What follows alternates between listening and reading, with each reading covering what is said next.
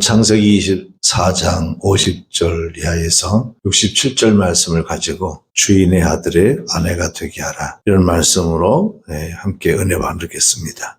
여러분, 오늘 본문도 계속 아브라함의 아들 이삭의 배필을 찾는 장면이 계속 이어집니다. 흔히 우리는 이 본문을 보면서 성공적인 배우자 선택의 조건이 이런 거구나, 기도의 응답의 비결은 이런 거구나 라고 한 정도로 이해할 때가 있을 수 있습니다. 하지만 본문에서 성경이 우리에게 보여주고 싶은 그러한 메시지는 인간 엘리에셀의 성실함이나 리브가의 친절함 이전에 하나님의 언약이 어떻게 당신의 열심을 통해 성취되어 가는가에 대한 이야기가 우리에게 메시지로 주고 있는 것입니다.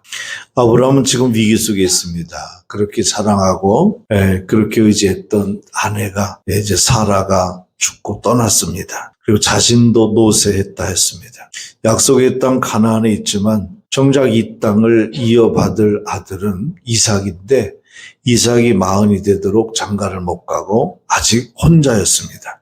이어서 아브라함이 붙잡은 것은 어떻게 하면 내 아들 이삭을 결혼시켜서 후사를 보게 하고 내가 편안하게 눈을 감을 수 있을까? 방법과 수단을 고안하고 찾은 것이 아니라 하나님의 약속을 붙잡는 것을 아브라함은 선택했습니다.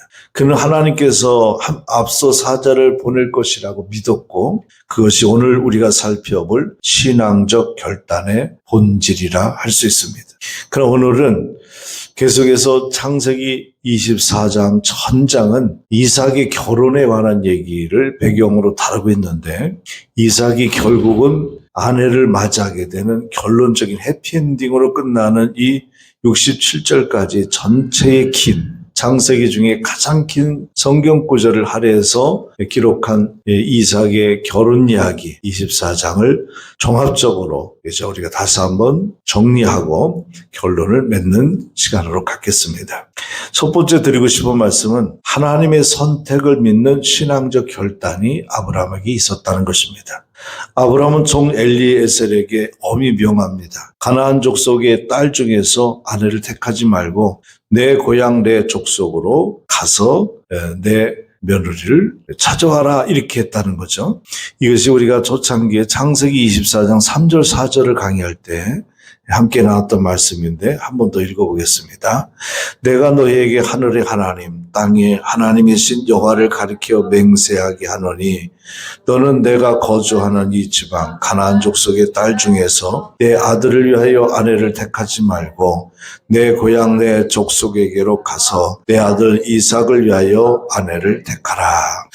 이것은 단순한 혈통주의를 말한 게 아닙니다. 아브라함이 내 차보, 그러니까 이삭의 아내를 찾아올 때에 가나안 땅에 있는 여자 중에서 택하지 말고 내 고향에 가서 이삭의 아내 될 여자를 찾아와라, 이렇게 했다는 거죠.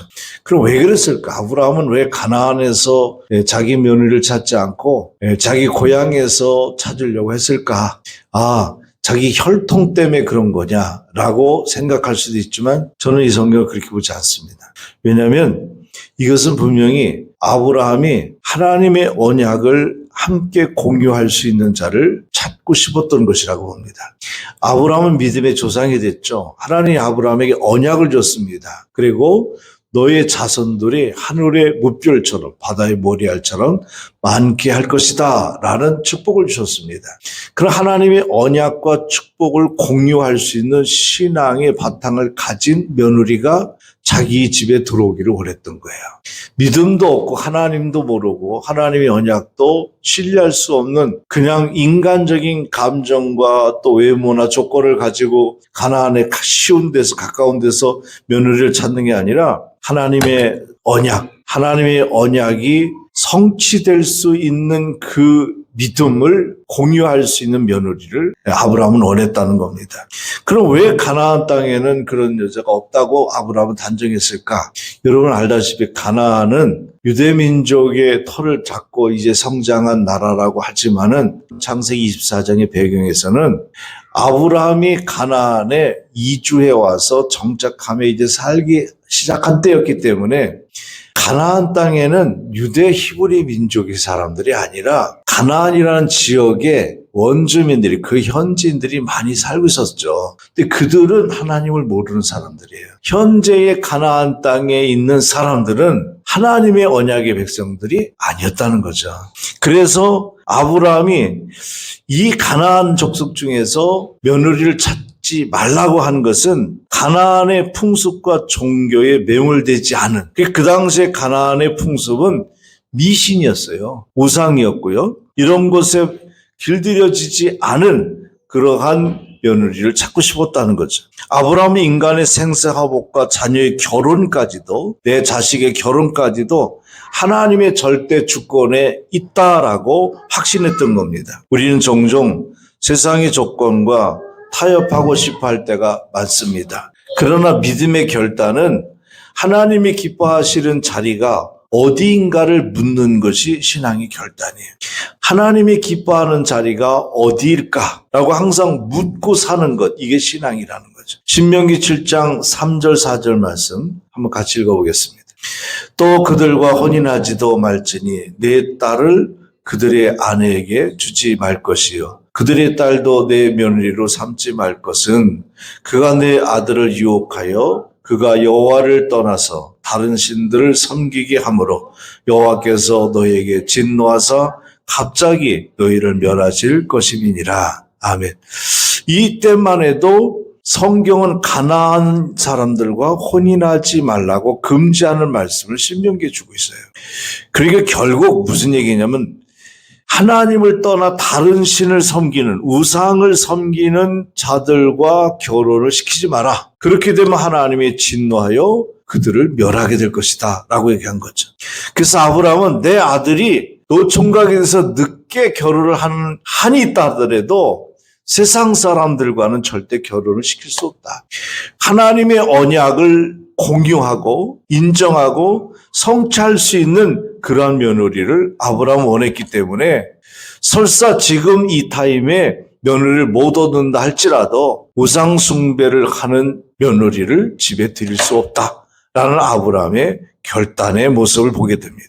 그래서 그는 유일한 아들 이삭의 아내를 택하는 과정에서 하나님이 기뻐하시는 뜻대로 선택할 것을 늙은 종 엘리에셀에게 당부를 했던 것입니다. 아브라함은 하나님이 이삭을 통해 이루실 영적 계보를 위해서 세상적인 편리함, 가까운 가나안에서 현지 여인을 들여오면 되는데 이런 편리함을 거부하고 힘들더라도 조금 늦더라도 내 자식이 결혼을 좀 늦게 하는 한이 있더라도 하나님의 언약을 함께 믿고 신뢰 공유할 수 있는 며느리가 왔으면 좋겠다. 아브라함은 그것을 선택했다는 것입니다. 두 번째 이야기는 하나님의 언약을 믿는 신앙적 결단을 좀 더 살펴보겠습니다. 아브라함은 엘리에셀에게 이삭을 절대 그 땅으로 데려가지 말라라고 합니다. 이야기는 뭐예요? 창세기 24장 7절의 말씀인데 한번 다시 읽어볼게요. 지금까지 우리가 들었던 이삭의 그 결혼에 대한 이야기를 좀 복습하는 그런 의미도 있습니다. 함께 읽겠습니다. 하늘의 하나님 여호와께서 나를 내 아버지의 집과 내 고향 땅에서 떠나게 하시고 내게 말씀하시며 내게 맹세하여 이르시기를 이 땅을 내 씨에게로 주라 하였으니 그가 그 사자를 너보다 앞서 보내실 것이라 네가 거기서 내 아들을 위하여 아라를 택할지니라.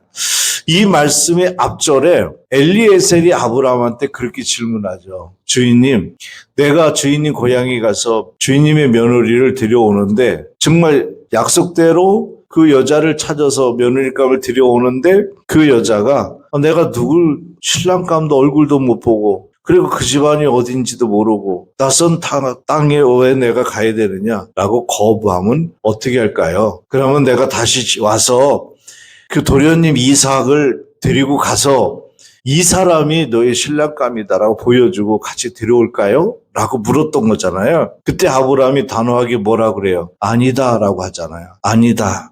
하나님께서 너보다 사자를, 하나님의 천사를 먼저 보내서 내 아들의 아내가 될 여자를 먼저 찾아서 선택해서 예비하실 것이야. 그러니까 절대 내 아들 이삭을 약속의 땅에서, 하나님의 언약의 땅에서 이탈하는 그러한 일은 없어야 된다라고 했던 것입니다. 아브라함의 확신을 보면은 그의 믿음이 성숙한 것은 뭐냐면, 정말 내 아들이 결혼을 좀 늦게 하는 한이 있다 할지라도 내 아들이 하나님의 언약의 신앙의 터전, 신앙의 자리에서 이탈하는 그런 일은 용납할 수 없다. 그러면서 확신한 것은 하나님의 사자가 먼저 앞서가서 이삭의 아내를 찾아놓을 것이다 라고 말했다는 거죠. 이것이 자기 확신이 아니라 자신을 갈대아 우르에서 불러내신 하나님의 신실하심에 근거한 역사적 통찰력을 아브라함은 갖고 있었던 것입니다. 하나님은 약속을 지키시는 분입니다. 신명기 7장 9절에 보면 이렇게 하나님을 얘기합니다. 읽어보겠습니다. 그런즉 너는 알라 오직 내 하나님 여호와는 하나님이시요 신실하신 하나님이시라. 그를 사랑하고 그의 계명을 지키는 자에게는 천대까지 그의 언약을 이행하시며 인애를 베푸시되. 아멘.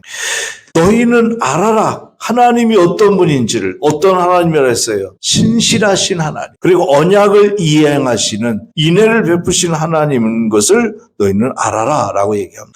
아브라함은 하나님께서 자신의 유일한 법적 상속자인 이삭의 아내를 택하기 위하여 하늘의 천사를 엘리에셀에 앞서 보내실 것이라고 그는 믿었던 것이죠. 그렇기 때문에 엘리에셀, 네가 이삭의 아내를 택하는 것이 내가 하는 것이 아니고 하나님께서 친히 택할 것이다 라고 주지시켰던 것입니다.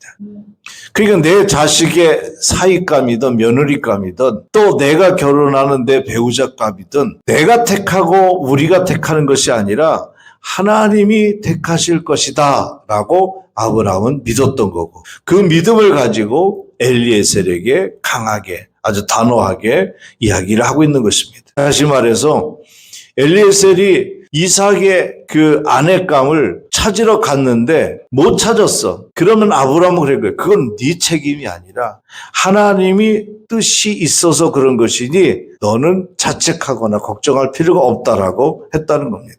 만약 그곳에서 자부를 데려오지 못하면 하나님께서 다른 곳에 이삭의 아내를 준비해 두셨기 때문에 하나님의 뜻을 따를 수밖에 없다는 것이 아브라함의 신앙적 인격이었습니다. 세 번째는 아브라함의 신앙은 하나님의 섭리를 믿는 신앙의 결단이었습니다. 하나님의 섭리를 믿는 것. 아까는 하나님의 선택을 믿었고, 두 번째는 하나님의 언약이 신실하시다라는 걸 믿었고, 세 번째는 하나님의 섭리를 믿었습니다. 이제 장면이 오늘 본문으로 넘어서 메소포타미아의 나홀의 성 우물가로 이제 바뀝니다.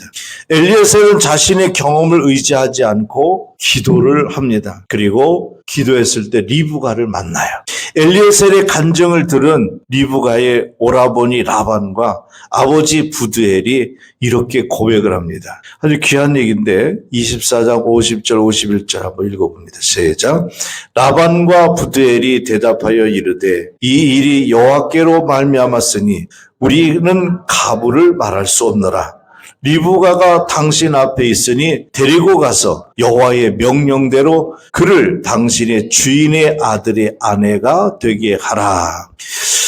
이 얘기는 엘리에셀이 하나님께 기도를 했는데 리브가를 만나요. 우물가에서. 그리고 물을 달라 했더니 물을 주는데 당신만 먹지 말고 당신이 타고 온 낙타에게도 물을 먹여야 되겠습니다라고 낙타에게도 물을 줘요. 근데 이것은 엘리에셀이 하나님께 기도했을 때에 하나님, 내가 누가 내 주인님의 아들의 아내인지를 찾을 수가 없으니 내가 기도하면서 하나님께 요청하는 것은 물을 달라고 할 때에 나뿐만 아니라 내가 타고 온 낙타에게까지 물을 줄 수 있는 그러한 섬김과 그러한 배려가, 그러한 섬세한 그러한 마음을 가진 여자가 나타나면 그 자가 바로 이삭의 아내라고 나는 믿겠습니다 라고 기도했었어요. 근데 메소포타미아의 나홀성의 우물가에 도착한 엘리에셀이 한 여자가 우물가에서 물을 기르고 있어가지고 내가 목마르니 좀 물 좀 주시오. 예수님이 한 거 똑같죠. 그랬을 때에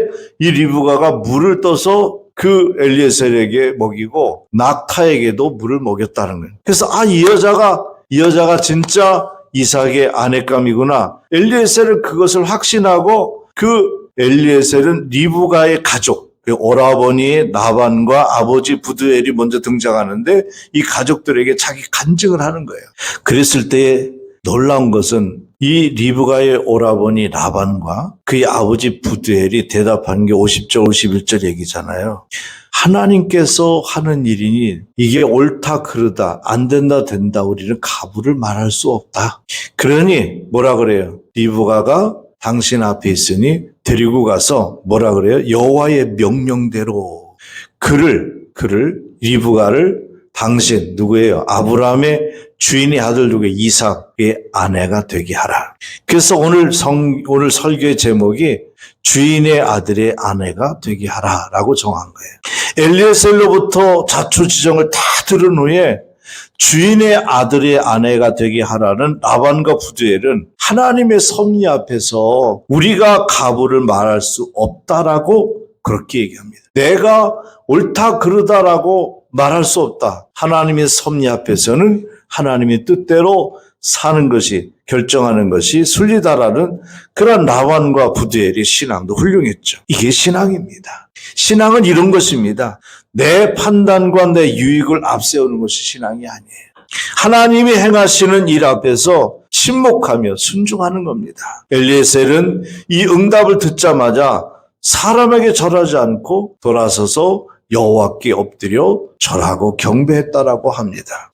모든 영광을 하나님께 돌린 거죠. 우리의 삶의 고비고비마다 여러분의 삶의 고비마다 이 일이 여호와께로 말미암았습니다라고 고백을 할 수 있는 여러분의 신앙이 되시기를 축복합니다. 끝으로 네 번째 하나만 더 말씀드리고 싶은 것은 하나님의 축복을 믿는 신앙의 결단이었습니다. 리브가의 결단을 우리는 주목해 볼 필요가 있습니다. 자, 가족들은 정에 이끌려 이렇게 얘기하죠. 뭐라고 했습니까? 본문에 보니까 갑자기 내 딸을, 내 누이 동생을 시집을 타국에 보내야 되는데 우리도 마음에 좀 정리를 할 수 있도록 한 며칠 열흘 정도나 며칠 정도 우리 가족들과 시간을 보내면 머물면서 가질 수 있는 좀 시간을 달라라고 했어요. 그렇게 얘기했더니 리브가의 당사자가 뭐라고 해요? 58절에 아니에요. 지금 가겠습니다. 리브가가 그렇게 얘기해요. 58절 말씀 보세요. 시작. 리브가를 불러 그에게 이르되 네가 이 사람과 함께 가려느냐? 그가 대답하되 가겠나이다. 여기서 가겠나이다라는 한마디는 단순한 대답이 아니에요. 자신의 과거와 익숙한 환경을 떠나 하나님의 언약 속으로 뛰어드는 종말론적 결단이라고 보여야 돼요. 이 결단을 통해 리브가는 아브라함과 이삭, 야곱으로 이어지는 메시아의 족보에 당당히 이름을 올리게 되잖아요. 결국 이 리브가는 지금 가겠습니다라는 결단의 신앙이 어떻게 돼요? 그의 결국은 예수 그리스도의 조상이 돼요. 엄청 영광스러운 그런 축복을 받게 됐죠.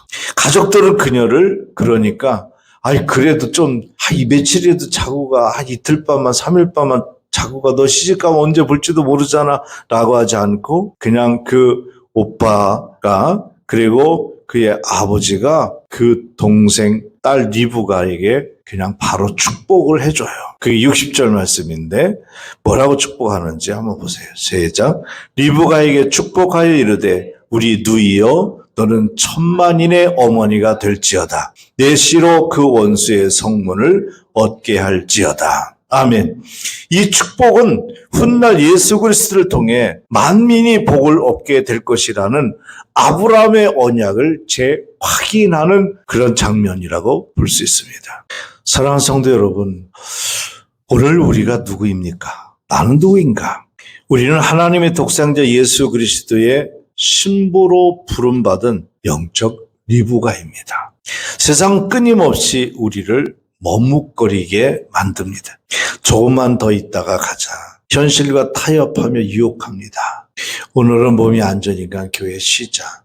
오늘은 바쁘니까 일 먼저 처리하고 그리고 오늘 한 주 정도는 좀 내가 일 좀 봐야 되겠다. 자꾸 사탄 마귀는 어떻게 하면 내 가족이 예배를 못 드리게 계속 유혹할 겁니다. 그 방해는 끝없이 있습니다. 그러나 리브가는 하나님의 사자를 따라 지체 없이 길을 떠납니다. 가겠습니다. 라고 합니다. 하나님은 이미 여러분의 길을 예비하셨습니다. 그리고 하나님은 여러분이 가는 길에 하나님의 사자 천사를 먼저 보내서 여러분의 앞길을 준비하십니다.